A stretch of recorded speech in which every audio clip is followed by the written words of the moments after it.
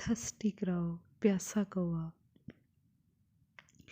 Once a crow was very thirsty. एक दफ़ा एक कौवा बहुत प्यासा था। He flew here and there in search of water. वो पानी की तलाश में इधर उधर उड़ा। At last he saw a pitcher of water. आखिरकार उसने पानी का एक घड़ा देखा। But the water was very low. लेकिन पानी बहुत नीचे था। His beak could not reach the water. इसकी चोंच पानी तक ना पहुंच सकी। He thought a plan. इसने एक तरकीब सोची। He put some stone into the water. इसने कुछ पत्थर पानी में डाले। The water rose up. पानी ऊपर आ गया। He drank the water and flew away.